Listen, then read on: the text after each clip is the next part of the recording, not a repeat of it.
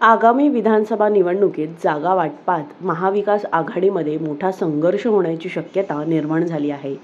त्याचे संकेत पुण्यात झालेल्या शिवसेनेच्या ठाकरे गट शिवसंकल्प मेळाव्यात मिळाले आहेत. मागील निवडणुकांमध्ये महाविकास आघाडीच्या मित्रपक्षांसाठी पालखी वाहिल्या.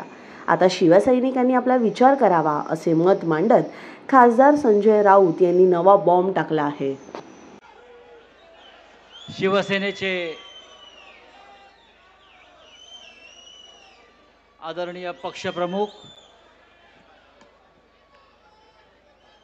उद्धवजी ठाकरे, समोर बसलेले सर्व शिवसेनेचे प्रमुख नेते, उपनेते, पदाधिकारी, सभागृह ओसंडून वाहत आहे आणि हा शिवसंकल्प मेळावा सकाळी सुरू झाल्यापासून मी उद्धवजींना सांगू इच्छितो की आपल्या सगळ्या प्रमुख वक्त्यांनी पुण्यातल्या शिवसैनिकांना फार उत्तम मार्गदर्शन केलं. सचिन अहिर असतील, विनायक राऊत असतील, सुषमाताई अंधारे, अंबादास दानवे, भास्करराव जाधव, ह्या सगळ्यांनी एक शिबिर कसा असावं आणि शिबिरामध्ये शिवसैनिकांना कोणती दिशा द्यावी या संदर्भात जोरदार मार्गदर्शन केल्यावर आणि त्यांचं भाषण सगळ्यांची रंगली, कारण ही खुर्ची रिकामी होती. आता माझ्यासमोर बॉस बसलेले आहेत आणि मला बोलायला लावत आहे. वाघासमोर शेळीला बांधून ठेवायचं आणि म्हणायचं गर्जना करा.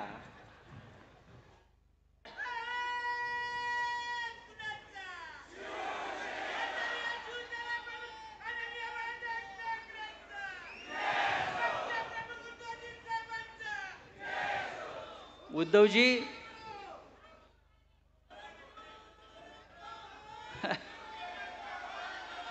उद्धवजी हसतायत. उद्धवजी हसतायत. मी एका वेळी सांगेन त्यांचा हसण्याचा अर्थ काय. ये हंसता हुआ चेहरा कुछ लोगों के जलने का कारण है. ये हंसता हुआ चेहरा है कुछ लोगों के जलने का कारण है. महाराष्ट्रात सध्या जी आग लागलेली आहे ती उद्धवजींच्या या हसण्यामुळे लागलेली आहे. एवढं सगळं घडतंय, संकटांवर संकट येत आहेत, संघर्ष होतोय, कोंडी केली जाते, पण आमचा नेता मात्र हसत हसत प्रत्येक संकटाला सामना देतो आहे आणि आम्हाला लढण्याची प्रेरणा देतो आहे. त्याच्यामुळे जी समोर जी जळफळाट सुरू आहे त्याचं कारण उद्धवजी तुमचं हसणं आहे. आजचं आपण वातावरण जर पाहिलं असेल, आज सकाळपासून पुण्यातलं, खूप दिवसांनी पुण्यामध्ये हे अशा प्रकारचं वातावरण निर्माण झालेलं आहे. सुषमाताई, आपण मगाशी एक उल्लेख केला, कोणत्या जागा लढायच्या आहेत, काय करायचं आहे, यादी तयार आहे. जर मला विचारलं, उद्धवजी विचारतात, जर आपल्याला विचारलं कोणत्या जागा लढणार तुम्ही पुण्यात,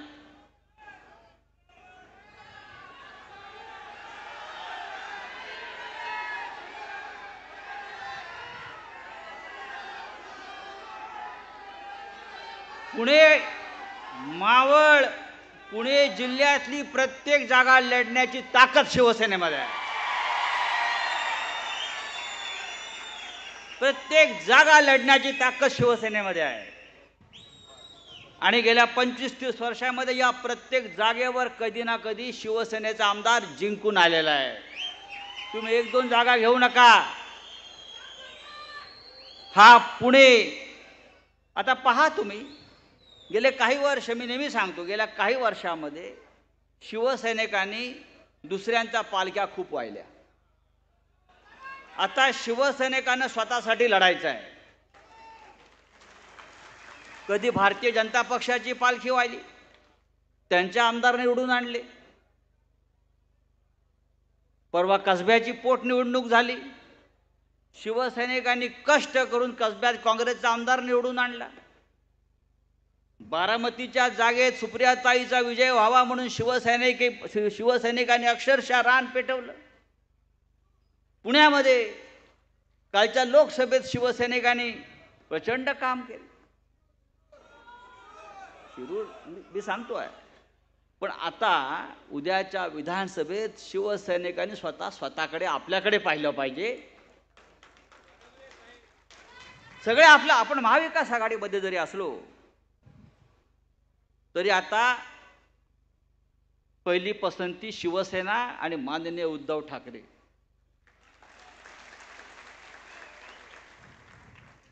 आणि हे आपल्याला करावं लागेल. यासाठी आजचा हा शिवसंकल्प मेळावा आहे. या शिवसंकल्प मेळाव्यातून आपल्याला काय संदेश मिळणार आहे हे माननीय उद्धवजी सांगतील. पण 2 दिवसापूर्वी माननीय उद्धवजींनी या महाराष्ट्रातल्या शिवसैनिकांना एक जो मंत्र दिलेला आहे, जो संदेश दिलेला आहे, तोच घेऊन आपल्याला पुढे जायचं आहे. एक तर तू राहशील किंवा एक तो तू रहेगा नहीं तो मैं रहूंगा, लेकिन महाराष्ट्र में रहेगी शिवसेना ही.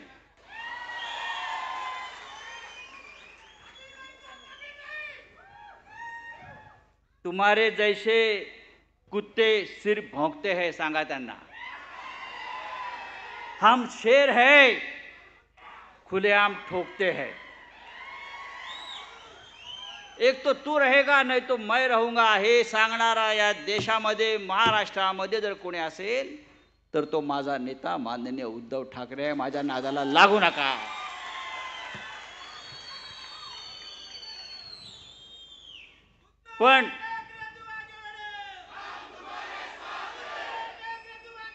पण ही जी निवडणूक आहे, ही निवडणूक सोपी नाही उद्धवजी. तुम्ही आम्हाला नेहमी सांगता, ते आम्ही खाली कार्यकर्त्यांना सांगतो, पदाधिकाऱ्यांना सांगतो. नुसती हवा निर्माण करून चालणार नाही. लोकसभेच्या निवडणुका आपण ताकदीनं लढलो. आज जरा आम्ही शांतपणे बोलतोय, कारण मार्गदर्शन करायचं आहे ना.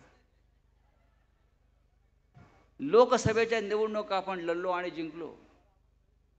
तरी मला असं वाटतं की शिवसेनेनं जे यश अपेक्षेलं होतं ते आपल्या वाट्याला येऊ शकलं नाही. कष्ट केले आपण, नवीन पक्ष, नवीन चिन्ह, समोर पैशाची ताकद, दहशतवाद, सगळ्या गोष्टीला आपण पुरून उरलो आणि आपण लढलो. विधानसभेची लढाई ही त्यापेक्षा तुंबळ होणार आहे. विधानसभेच्या लढाईमध्ये ही आरपारची लढाई होणार आहे. आणि जे आपण म्हणालात, एकतर तू राहशील किंवा मी राहणार आपण, हे जरी खरं असलं तरी आपण राहण्यासाठी प्रत्येकाला छातीचा कोट करून यावेळेला लढावं लागेल. लोकसभेतल्या काही जागांचा निकाल जर आपण पाहिला उद्धवजी किंवा शिवसैनिकांना मी सांगेन, अनेक ठिकाणी महाराष्ट्रात आणि देशामध्ये आपण गाफील राहिलो.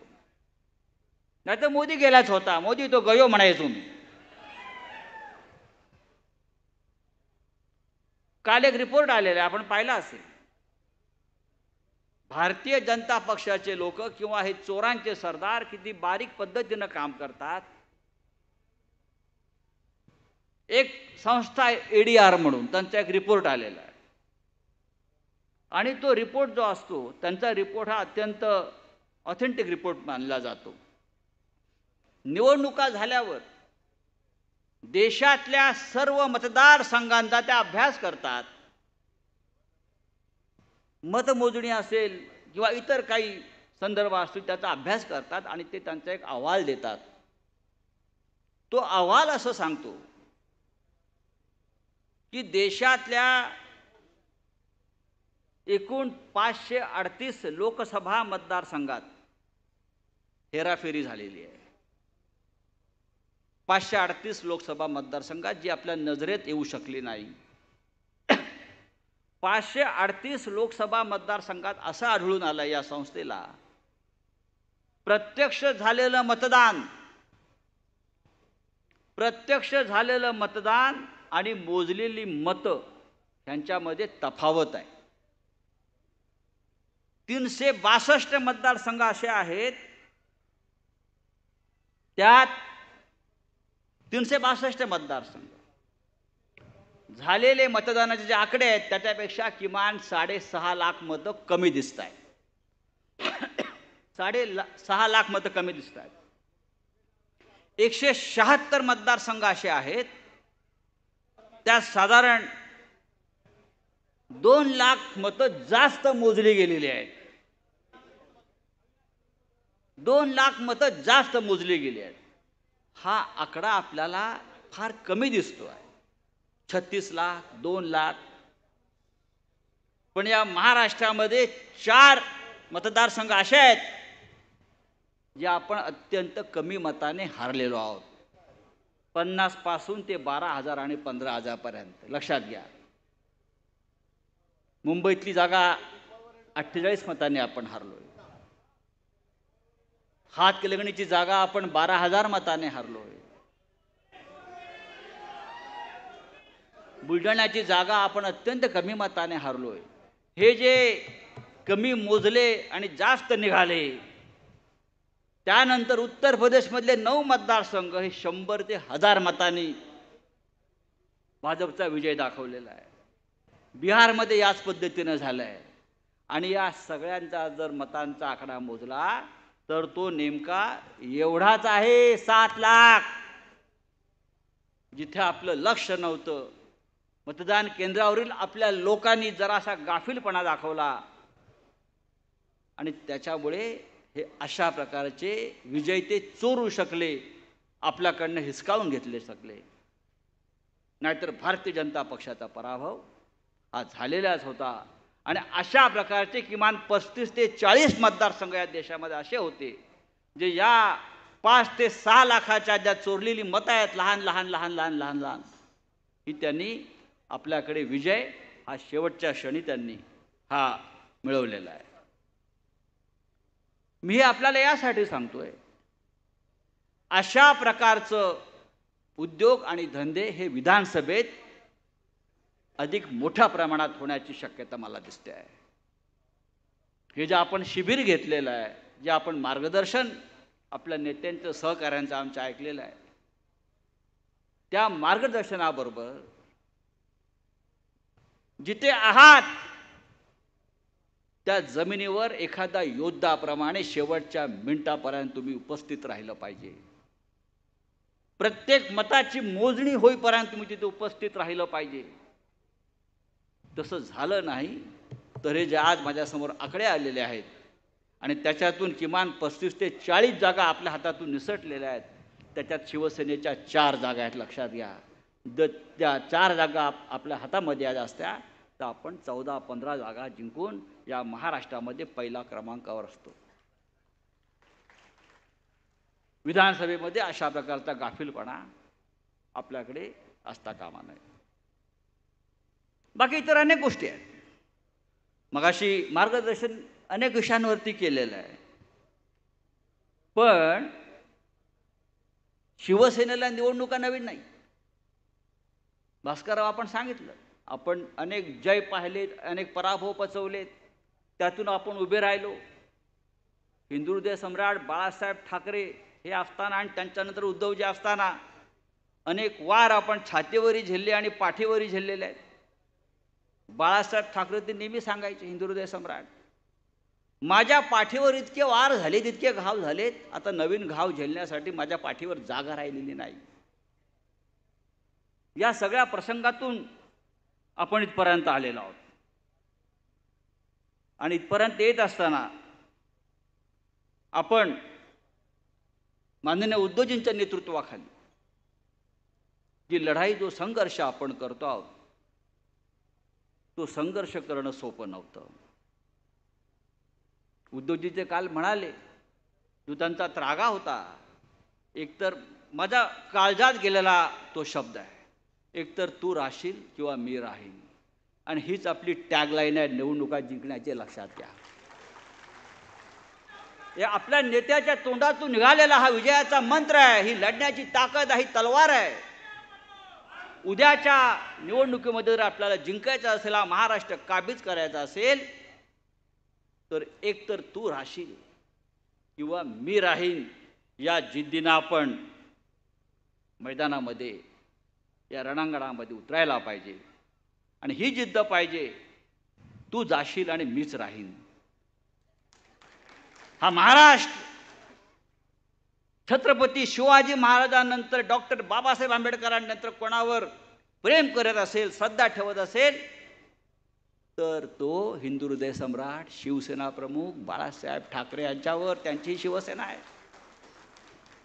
ही एकनाथ शिंदे यांच्यासारख्या चोर लफंग्यांना अशा सहज चोरता येणार नाही, अजिबात नाही.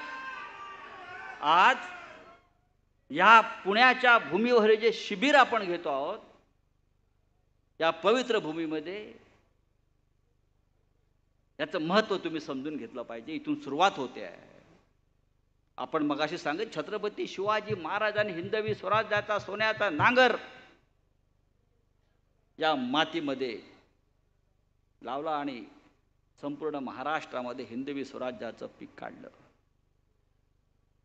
आम्ही छत्रपती शिवाजी महाराजांच्या फॅन्स क्लबचे मेंबर आहोत, औरंगजेबाचे नाही. हे मी वारंवार सांगतो आणि पुन्हा सांगतो. छत्रपती शिवाजी महाराज इथे जन्माला आले, औरंगजेब गुजरातला जन्माला आलाय. औरंगजेबाची भाषा गुजराती होती, शिवाजी महाराजांची भाषा मराठी होती. औरंगजेबाचे व्यवहार उर्दू बरोबर गुजरातीतून चालत होते. जी औरंगजेबाची वृत्ती आहे ती भारतीय जनता पक्षाची वृत्ती आहे. मी त्यांना का म्हणतो तुम्ही औरंगजेबाच्या औलाद आहात, मी का म्हणतो, उद्धवजी का म्हणतात? औरंगजेब हा दिल्लीतून महाराष्ट्रात आला, गुजरातला गेला, अख्खा देश फिरत राहिला, राज्य काबीज करत राहिला. हे पाहिजे मला, ते पाहिजे मला, देवळं तोडत होता, मंदिरं तोडत होता. औरंगजेबाला 500 बायका होत्या, त्याच्या काही पट्ट राण्या होत्या. एकदा त्याला का त्याच्या राणीने विचारलं, महाराज जहापना, औरंगजेबाला फावल्या वेळामध्ये टोप्या विणण्याचा छंद होता. मोदींना पण असे खूप छंद आहेत धार्मिक. तेही तपस्येला बसतात. औरंगजेबी ध्यान करत होता, जपमाळ ओढत होता. आपण त्याचे फोटो पहा. आणि विणलेल्या टोप्या तो अनाथ आश्रमात वाटत होता. औरंगजेबाच्या एका राणीनं विचारलं औरंगजेबाला की जहापना, तुम्हाला नक्की काय करायचं आहे, काय मिळवायचं आहे? औरंगजेब म्हणाला त्या बेगमला त्याच्या, आता मी महाराष्ट्रावर स्वारी करणार आहे. आधी मी महाराष्ट्र काबीज करणार. महाराष्ट्र काबीज केला की मी दक्षिणेकडे जाणार. अशा तऱ्हेने मी संपूर्ण राज्य, संपूर्ण देश काबीज केला की या देशाच्या आजूबाजूचे इराण, अफगाणिस्तान वगैरे हे सुद्धा भाग ताब्यात घेणार. आणि मग मी जगाचा राजा झाला की मी शांतपणे जगायला सुरुवात करीन. राणी त्याला म्हणाली, जहापना, मग तुम्ही आत्ताच निवांतपणे का जगत नाहीत ते सगळं असताना? हा निवांतपणा तुम्हाला कधी मिळेल? औरंगजेबाच्या आयुष्यात तो निवांतपणा आला नाही आणि या महाराष्ट्रात त्याची कबर खणली गेली. आणि भारतीय जनता पक्षाची कबर सुद्धा औरंगजेबाप्रमाणे या महाराष्ट्रातच खणण्याचं राष्ट्रकार्य इथे आपल्याला करावं लागणार आहे. हिंदू हृदय सम्राट सांगायचे, उद्धवजी सांगतात, नेहमी सांगत होते, किती गिळायचं आहे तुम्हाला भारतीय जनता पक्षाला. अरे तुम्ही अनेक राज्य जिंकली, देशात तुमची सत्ता आहे, तरी तुम्ही महाराष्ट्रामध्ये शिवसेनेला गिळण्याचा प्रयत्न केला, ते तुम्हाला पचणार नाही. तुम्ही शिवसेना गिळण्याचा जो प्रयत्न केलात, बाकी तुम्ही काही गिळला असेल, पण शिवसेना हा आगीचा लोळ आहे, तो तुम्ही गिळलात, तो तुम्हाला पचणार नाही. आणि आपल्याला शिवसैनिकांना, मराठी माणसाला खास करून मी सांगेन, ह्या वेळेला जागं करावं लागेल शिवसैनिकांना. ही लढाई मराठी माणसाच्या अस्मितेची आणि अस्तित्वाची आहे. भारतीय जनता पक्ष किती गोंधळलेला आहे तुम्हाला मी थोडक्यात सांगतो आणि माझं भाषण संपवतो. साहेब आलेले आहेत. 2 दिवसापूर्वी बातमी आहे, उद्धवजीने पण वाचली असेल. हिंदूंच्या एकगठ्ठा मतदानासाठी तर रणनीती आखणार आहेत. बरं का, हिंदूंच्या एकगठ्ठा मतांसाठी भारतीय जनता पक्ष रणनीती आखणार आहे विधानसभेत. याचा अर्थ लोकसभेत त्यांना हिंदूंची मतं मिळालेली नाहीत. त्यांना आता हिंदूंच्या मतांसाठी रणनीती आखावी लागते विधानसभेला. म्हणजे त्यांना स्वतःला हिंदूंचा पक्ष समजणारा, हिंदूंचे नेते समजणारे यांना हिंदूंची मतं मिळाली नाहीत. आम्हाला म्हणता मुसलमानांची मतं मिळाली. होय, आम्हाला मुसलमानांची मतं मिळाली. या देशातल्या सर्व अधिकृत नागरिकांची मतं आम्हाला मिळालेली आहेत. त्यात हिंदू आहेत, मुसलमान आहेत, जैन आहेत, पारशी आहेत. सकाळी मी पुण्यात होतो, एका ठिकाणी चालायला गेलो. माझ्या मागे एक उंच धिप्पाड म्हातारा म्हणून धावत होता त्या एका मैदानात. त्यांनी थांबवलं. आप राऊत साहब आहे? मी हा, जय महाराष्ट्र म्हटलं. मेरा नाम अमुक अमुक, शेवटी ईरानी. मैं पारसी हूँ लेकिन शिवसेना को वोट दिया है, उद्धव जी को वोट दिया. या देशातल्या सर्व जाती धर्माच्या लोकांनी महाराष्ट्रात उद्धवजींना मतदान केलेलं आहे. हे काय सांगतं? बहुसंख्य हिंदूंनी महाराष्ट्रात शिवसेनेला मतदान केलं. आकडे पहा. बहुसंख्य मुस्लिमांनी आम्हाला मतदान केलं आहे, ख्रिश्चनांनी मतदान केलं आहे. सर्व जाती धर्माच्या लोकांनी मतदान केलं आहे. कारण या राज्यामध्ये जर आश्वासक चेहरा कोणता असेल तर तो माननीय उद्धव साहेबांचा आहे. आणि हा विचारसुद्धा, ही भूमिकासुद्धा आपल्याला यापुढे महाराष्ट्रात घराघरात न्यावी लागेल. तर हिंदूंचा एक गठ्ठा मतदानासाठी ते आता कामाला लागलेत. मग 30-35 वर्ष का झक मारत होता? याचा अर्थ असा आहे, उद्धवजी तुमच्या सोबत ही शिवसेना होती म्हणून तुम्हाला हिंदूंची मतं मिळत होती.